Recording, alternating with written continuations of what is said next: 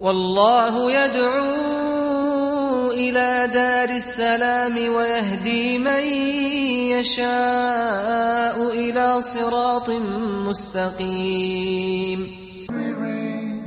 Bismillah, alhamdulillah, and welcome to this episode of Beauties of Islam. I'm Yusuf Estes, and for the next few minutes I'd like to talk to you about one of the biggest of the beauties of Islam that has struck me as being probably the best of answers to the human being.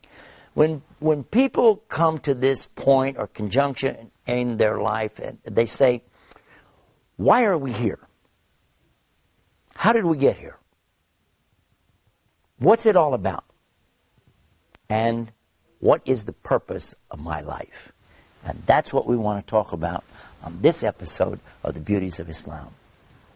What is the purpose behind everything? First and foremost is to establish that there is a God.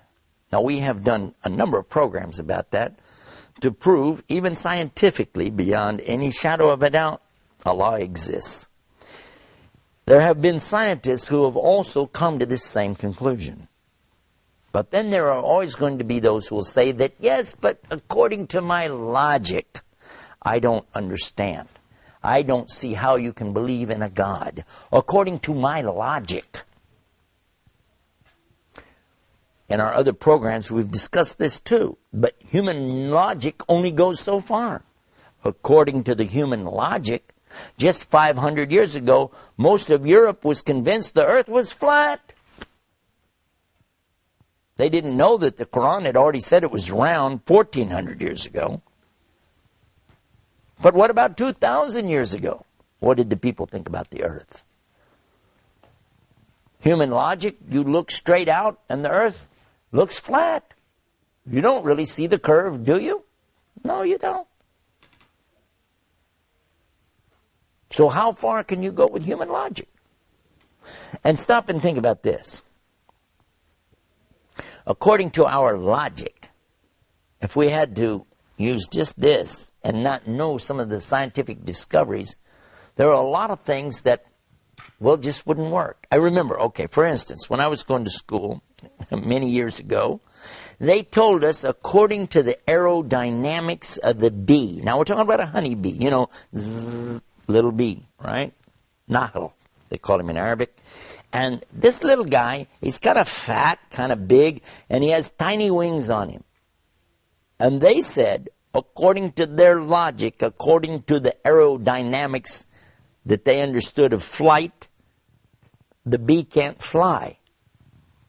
I said, the bee can't fly? I was a little boy. I was thinking, the bee can't fly according to your books, according to your teaching, according to your aerodynamic design. A bee can't fly. I said, it's a good thing the bee can't read, because if he read the book and found out he couldn't fly, he'd have to walk to all of the flowers. Human logic? Human logic is nothing more than a reflection of the current mode of thought of the day. People at the time of Plato and Socrates and the great thinkers of old also thought that they knew everything there was to know about everything. But if you want to insist on human logic, I will allow that in our conversation simply because it's logical. And at the same time, I'm going to ask you a question. Who was it, in fact, in the very beginning that came out with this concept of logic anyway? Human logic, the brain, the way we rationalize things, the way we understand things came about from who?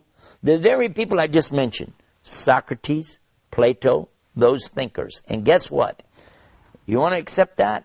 Do you accept it? Yes, they came out. They were the great thinkers. They were the great theologians. Good. Did you know that each and every one of them came to the conclusion there is God? So you want to talk about that? Well, they said it. The people that you're thinking are so great, so brainy, so brilliant, according to their rules of testable evidence, God exists. Then what are you going to say now? So it wouldn't be logical now for you to deny that, would it? If you're going to say I use logic, well, logic says God exists. Now what are you going to say? I recall that there was an incident of a professor who insisted to his students, there's no God. He kept saying, there's no God, there's no God. And when they said, why? Because most of them, they believed. Some were Jewish, some were Christian, some were Muslims. He said, if I don't see it, if I don't hear it, if I can't feel it, if I can't taste it, if I can't smell it, it doesn't exist. And if it doesn't exist, I don't believe in it. It's as simple as that. One of the students tried to argue with him about it. He was saying, well, God is something beyond that. You have to have faith. You have to believe. And he said, why? Why should I believe? How? The boy said, well, I don't know, but we just have to believe. He said, sit down. Another boy stood up and he said, listen, as Muslims, we believe, but we have proof at the same time. He said, proof? What proof do you have? He said, by knowing what God has done and what he's doing, we know he exists. He said, what? What are you talking about? He said, sir, can you see electricity? Well, no, but it still exists. Ah, true. Sir, he said, are you able to hear everything? He said, yes. He said, wait a minute. Aren't there sounds that some animals hear that we can't hear? Well, yes. Okay. Now there's two things. One, you can't see. One, you can't hear. But you still believe in it, don't you? Well, yeah, but I have evidence. I have scientific evidence. Okay. Now I ask you another thing. Sir, is there such a thing as heat? He said, of course. Everybody knows there's heat. And we measure it as BTUs, British Thermal Units. He said, sir, is there such a thing as cold? He said, yes, there's such a thing as cold.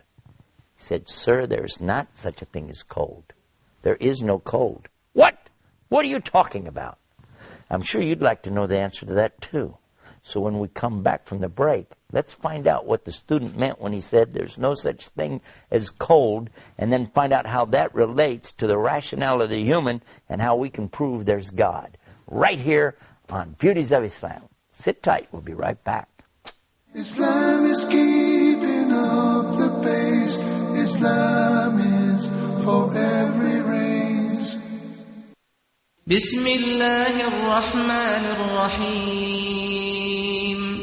ذلك الكتاب لا ريب فيه هدى للمتقين. وكذلك أوحينا إليك روحا من أمرنا ما كنت تدري ما الكتاب ولا الإيمان ولكن جعلناه نورا نهدي به من نشاء من عبادنا وإنك لتهدي إلى صراط مستقيم صراط الله الذي له ما في السماوات وما في الأرض ألا إلى الله تصير الأمور. And thus we have revealed to you an inspiration of our command. You did not know what is the book or what is faith, but we have made it a light by which we guide whom we will of our servants. And indeed, O Muhammad, you guide to a straight path. The path of Allah, to whom belongs whatever is in the heavens and whatever is on the earth. Unquestionably, to Allah all matters do return.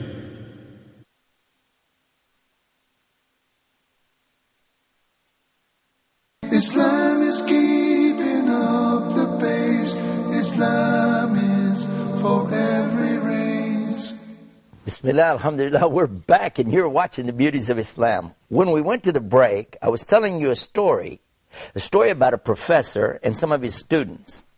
The students are believers, Christians, Jews, and Muslims, but the professor is an atheist. He doesn't believe anything, and he keeps talking about his rational mind, his logic, his common sense, and he's insisting that there's no God based on all of this. In the discussion, though, one of the Muslim students actually asked him to reconsider some of the things he's saying.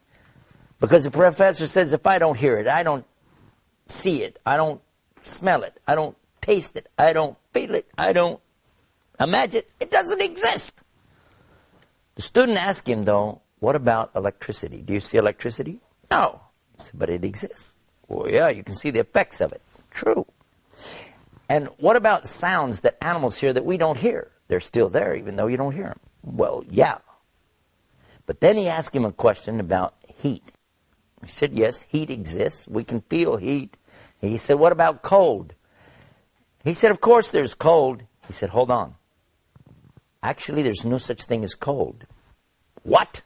That's when the professor started to get really crazy. He said, are you nuts? Of course there's cold. Don't you know what it is to be cold? You go outside and it's cold outside and you... He said, sir, that's a concept that we have of our feelings, of our skin temperature. But in fact, there's no such thing as cold. There is only the existence of heat. Because there's an absolute for cold, 452 degrees Kelvin. And below that, there isn't anything colder. That's absolute. From that, we add to it and go up degree by degree by degree until you get as hot as you want to go. And you can have heat, mega heat, and it can go on and on. But there's no such thing as cold. Heat or the absence of heat. Professor doesn't say a word. Then the student said, sir, is there such a thing as light? He said, are you crazy? Of course there's light. Look around you. How do you see me right now if you don't know about light? He said, you're right, sir. There is light. Is there such a thing as darkness? He said, where are you going with this? Why are you wasting my time? Of course there's darkness. He said, no, there's not. What? If you turn off all the lights and the sun's not up, you're going to be in the dark, yes or no? Sir, there actually is no such thing as darkness. There is light. But when there is no light, we call it darkness. What? Sir, listen. You can bring light in all forms. You can have candlelight, light from a match, flashlight. You can have megawatts of light, big lights of all kinds. But when you have no light at all, you call it darkness, but in reality, it's still nothing more than what? Absence of light.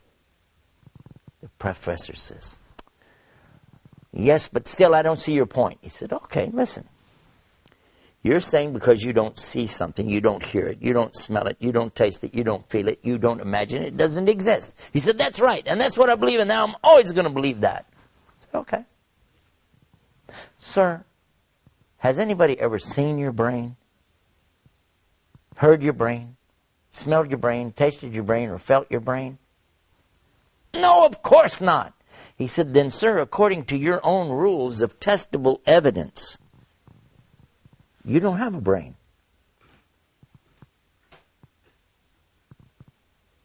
And this is what happens, you see, when a human being tries to take their logic too far. Because, in fact, it's only Allah who has all knowledge. And Allah gives us from that knowledge, and He takes away from that knowledge. When you're born, you start out zero, and Allah begins to give you knowledge. And if you thought that you're the product of generations upon generations of people learning by trial and error, that's totally and completely incorrect. That would be like thinking that we have to reinvent the wheel every generation. We do learn from past mistakes. We do learn what's in front of us to take advantage of it. But just as we would not accept that you have to reinvent the wheel in every generation, you also don't have to reinvent thinking. There's so much more about this subject. We've got a website all about this. And on the website, you can watch scientists, 9 different scientists who were exposed to the teachings of Islam. They understood the Quran and then applied these teachings to their own particular disciplines of science. And they each one concluded, just as the great philosophers of logic did centuries ago, there must be a God. And you can see those videos on our website at beautiesofislam.com. Until next time, peace. Peace be upon you. Assalamu alaikum. Islam is peace.